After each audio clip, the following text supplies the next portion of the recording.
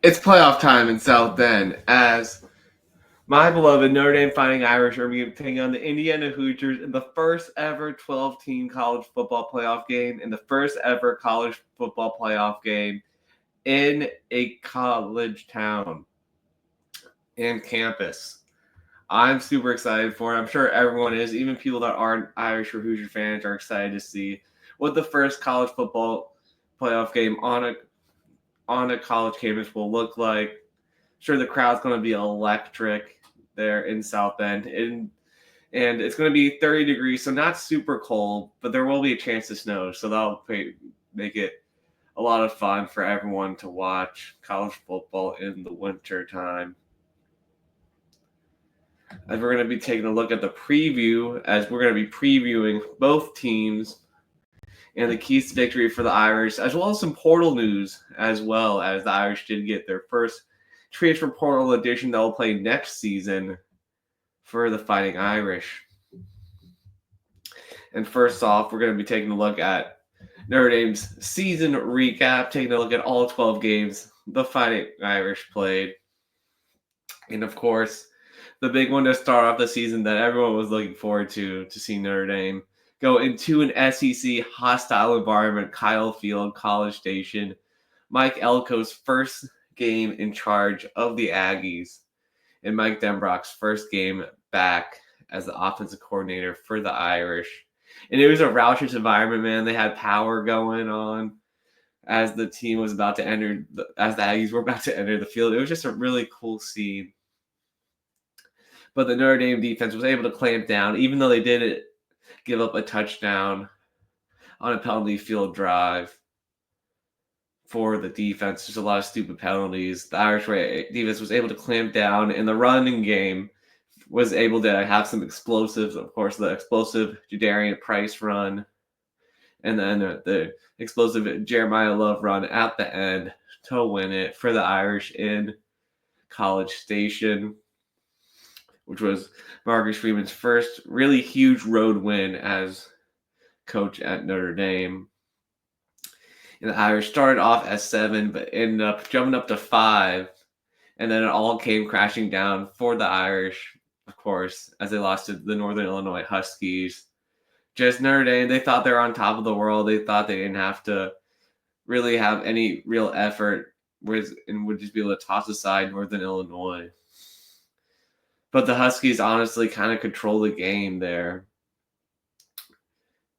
and was controlling the line of scrimmage, especially like Notre Dame's offense just could not get anything going. And of course, that bad Riley Leonard interception turned into, I believe, a field goal for Northern Illinois as they were able to knock off Notre Dame. And the Irish ended up dropping 13 spots, more than any other team would drop this season. But Marcus Freeman and the staff was able to have the team ready for the rest of the season. Wouldn't let them forget the Northern Illinois debacle. And they took out their anger on the Purdue Boilermakers, who might have actually ended up being a worse team than Northern Illinois.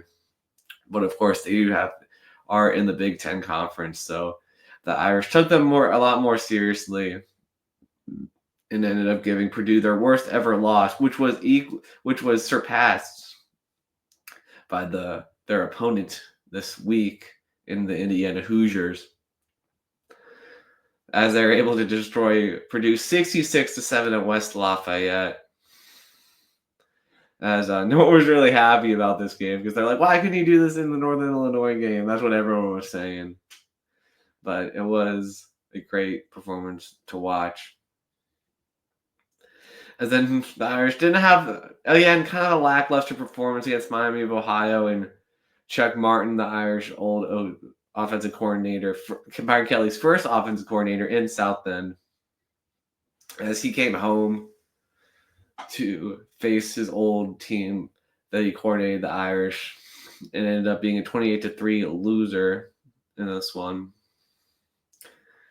as the Irish were able to get their first home victory of the season, going from 17-16.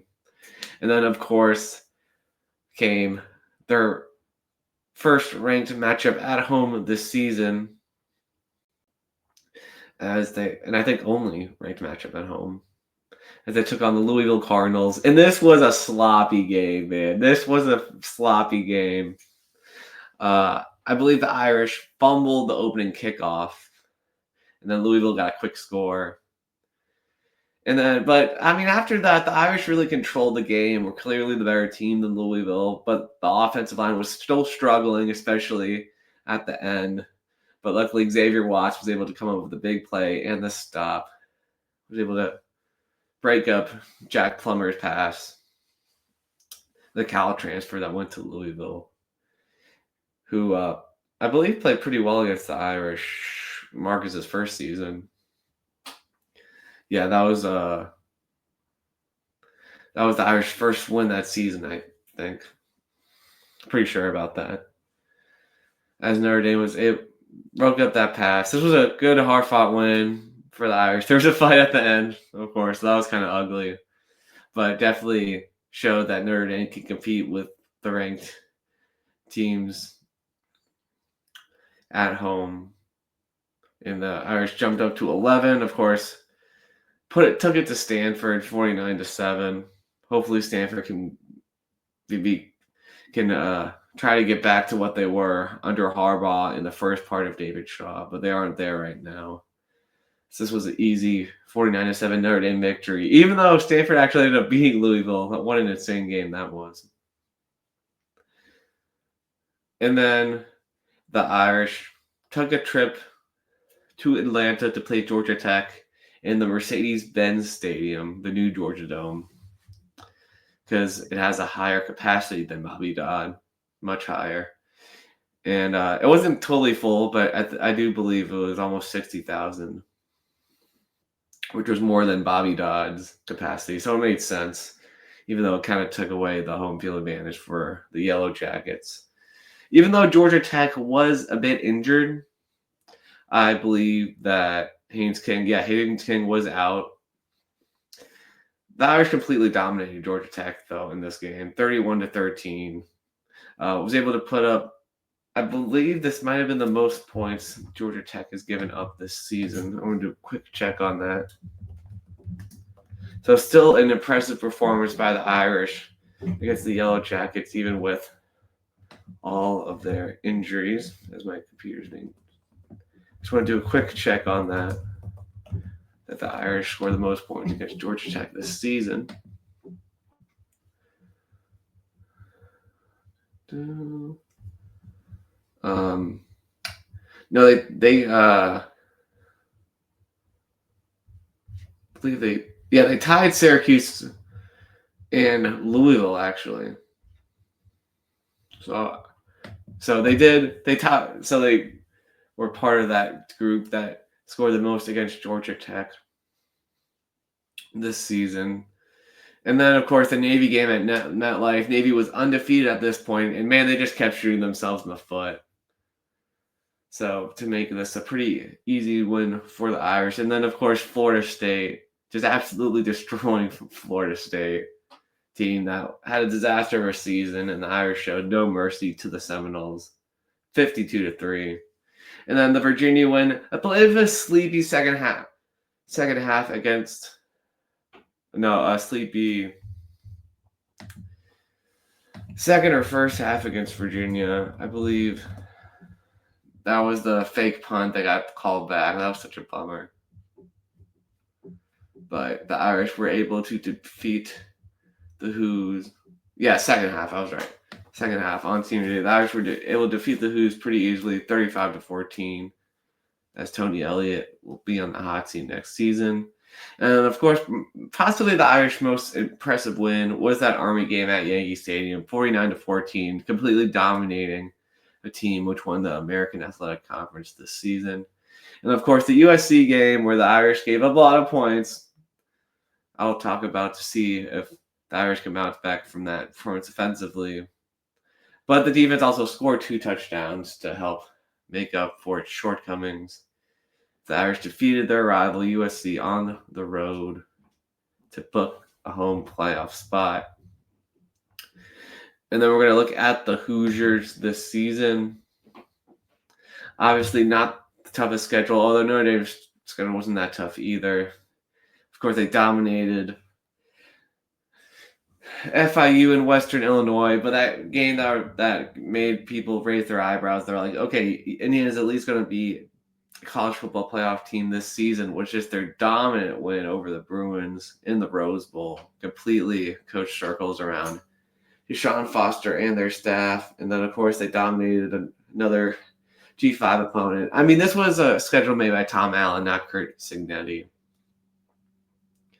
who's, of course, done a phenomenal job at Indiana. Probably the coach of the year, either him or Kenny Dillingham. They dominated pretty much everyone up to the Michigan game. But of course, they turned the tables on Maryland and Northwestern, who've had their number over the years.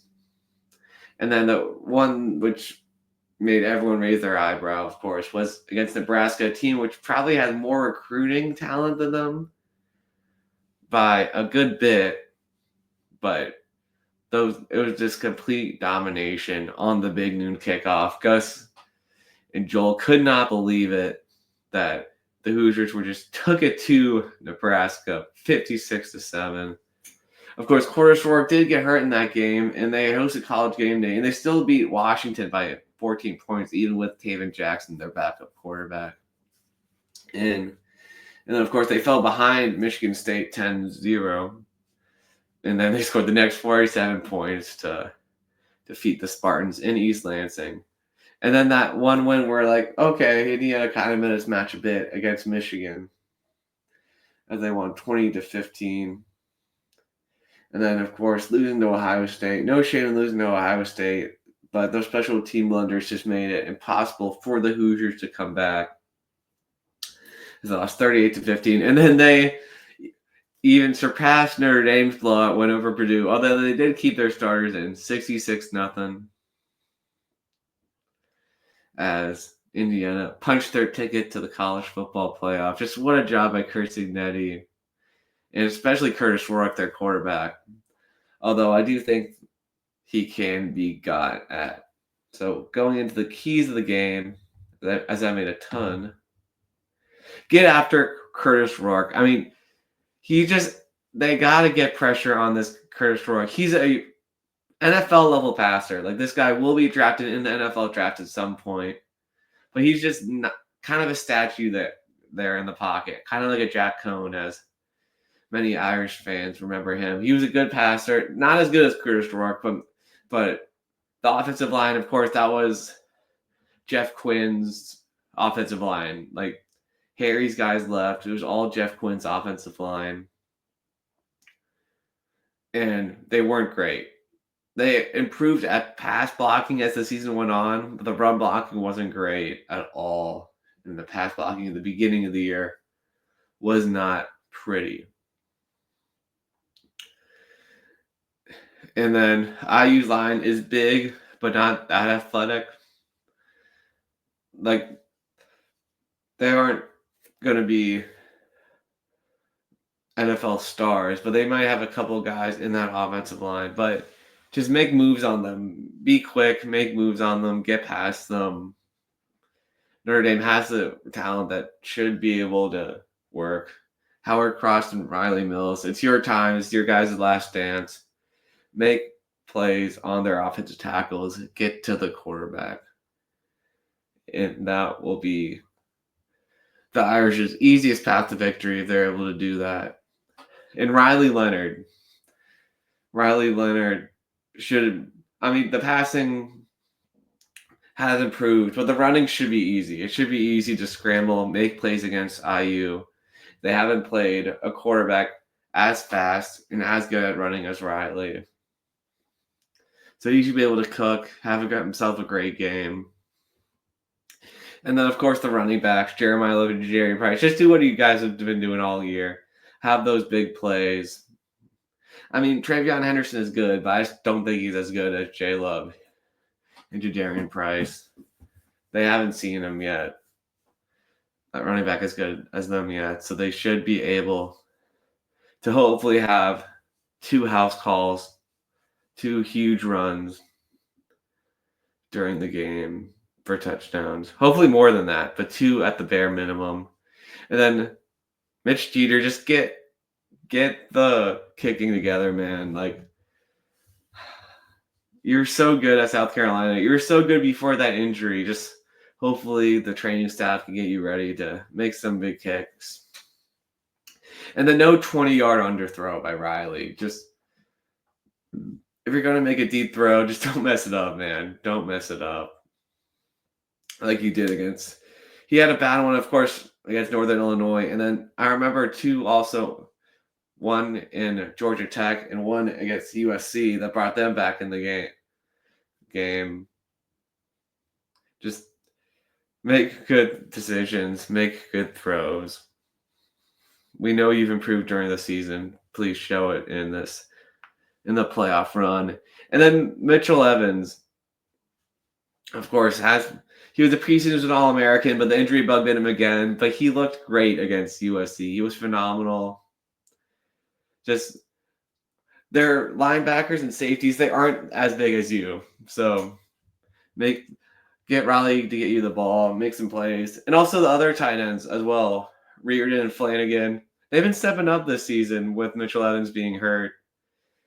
Let's have them make some plays, make some touchdowns, make some big throws, catches for the first down. And then offensive line needs to hold up long enough. Mikhail Kamara, who's from Stonebridge, of course, they have a bunch of guys from JMU, so a lot of Virginia guys. Stonebridge is an elite Northern Virginia program.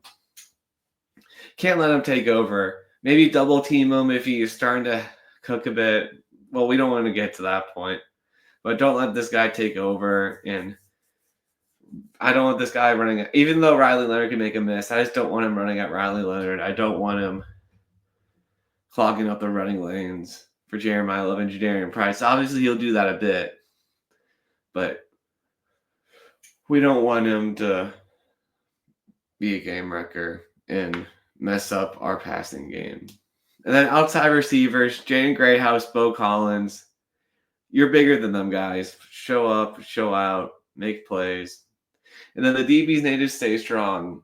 We don't want to see Christian Gray getting beat like he did against USC. Although he made up for it at the end, we don't want him to even be in that position to have to make that play. So he needs to just stick to your fundamentals, man. Just make plays on these IU receivers. Don't let them have big games. Like, they aren't going to be as good as Lemon. They're going to be good, but not as good as Lemon. So, and everyone else really has played well all season. I mean, they've gotten beat a couple of times, but we just need our corners and our safeties to just play like they have all season. Don't be giving up plays to these IU receivers. Although they are good, they're not as talented. And honestly, they're not as good as they are.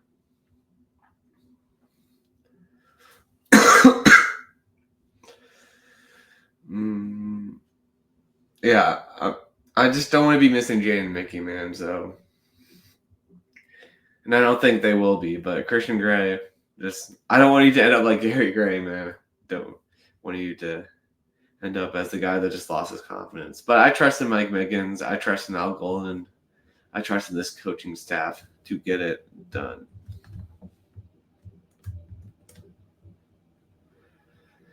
And Leonard Moore, just keep doing what you're doing, man. Keep doing what you're doing. And then Bryce Young, Jr., Tulia Alamaka, Logan Thomas. I want to see them, Josh Burnham, I want to see them attacking on the edge because they're just not the fastest guys on the edge. I think that obviously I want the tackles to do well, but those edge guys can make some plays against Curtis Rourke. Make him just mess up his timing at least. That will make the defense's life a whole lot easier. Don't see much big plays in this game.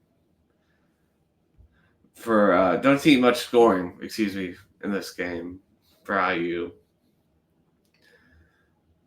but that will help limit it. And then in the transfer portal news, the Irish landed their new nickel Devontae Smith from Alabama. He medical redshirt his third year, so this will be his fifth year. And of course, Jordan Clark and Thomas Harper, they did great at nickel. And he's a bit of a mix of both, just how they play. He was originally from Cincy, so Chad Bowden knew him from there. So that was an early advantage the Irish had in recruiting him. And he wants to be closer to his family because he's having a child. He might have given birth. His wife or baby mama might have given birth already. But he wants to, so obviously this guy doesn't have a 2-2 at Bama. This is a smart guy. He'll be able to handle the Notre Dame academic rigor, which is great. And yeah, just Mike Makins has done a great job with the nickel guys. Obviously, would like to have our own players be at nickel, but Devontae Smith should be great.